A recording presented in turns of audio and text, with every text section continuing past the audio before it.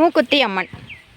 திடீர்னு கடவுள் முன்னாடி வந்து நின்று உனக்கு என்ன வரம் வேணும் கேளு நான் கொடுக்குறேன் அப்படின்னு சொல்லிட்டா நம்ம என்ன சொல்ல போகிறோம்? எல்லோரும் யோசித்து வச்சுக்கலாம். திடீர்னு என்னைக்காவது வந்துட்டாருன்னா அப்போ நான் 2 மணி நேரம் கழித்து சொல்கிறேன் நான் சொல்ல முடியும்.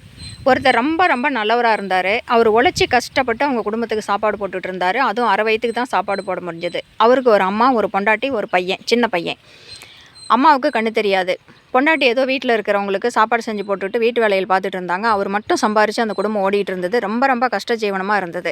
கடவுள் பார்த்தாரு, இவன் ரொம்ப நல்லவனாக இருக்கிறான், ஏதாவது வரம் கொடுப்பான்னு சொல்லிட்டு முன்னாடி வந்து நின்னார். உனக்கு என்ன வேறு வேணும் கேளு அப்படின்னு சொல்லி கேட்டார். அவர் வந்து சட்டுன்னு அவருக்கு வந்து கேட்க தெரியல. நான் என் வீட்டில் எங்கள் அம்மாவையும் பொண்டாட்டியும் கேட்டுட்டு வந்து சொல்கிறேன் அப்படின்னு சொன்னார்.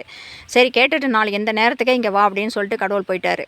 அவர் போய் வீட்டில் கேட்டார். அம்மாவை கேட்டப்ப எனக்கு கண்ணு தெரிஞ்சால் போதும்பா, நான் கண்ணு தெரிஞ்சுன்னா ஏதாவது ஒரு வேலையை செஞ்சு நானும் 4 காசு சம்பாதிப்பேன்ல, குடும்ப பாரம் கொஞ்சம் குறையும் இல்லை அப்படின்னு அம்மா சொன்னாங்க. பையன்கிட்ட கூப்பிட்டு கேட்டார். அவன் சொன்னான், எனக்கு வட்டில் நிறைய தயிர் சாப்பாடு சாப்பிட்ணும் அப்படின்னு சொன்னான். அவ்வளோ வறுமை. அவன் அப்படி சொன்னான். பொண்டாட்டியை கேட்டார்.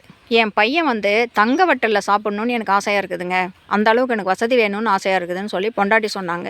இவருக்கு ஒன்றுமே புரியல. யாருடைய ஆசை நிறைவேற்றுறது? பொண்டாட்டி பணம் வேணும்னு கேட்குறாங்க, பையன் நல்லா சாப்பாடு விதவிதமாக வேணும்னு கேட்குறான், அம்மா கண்ணுந்தான் போதும்னு சொல்கிறாங்க. இவருக்கு என்ன கேட்குறதுன்னு தெரில. ஆனால் புத்திசாலித்தனமாக ஏதாவது ஒன்று தான் கேட்கணும்னு கடவுள் சொல்லியிருக்கிறாரு.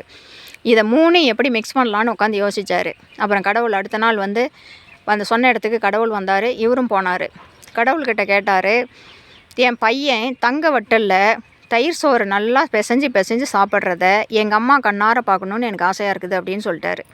அப்போ அம்மாவுக்கும் கண்ணு தெரிஞ்சிடும், பொண்டாட்டியோட ஆசையும் நிறைவேறும், பையனோடைய ஆசையும் நிறைவேறும். கடவுள் உடனே செல்வ நிலையும் கொடுத்து அம்மாவுக்கு கண்ணும் சரி பண்ணி கரெக்ட் பண்ணி விட்டு போயிட்டார்.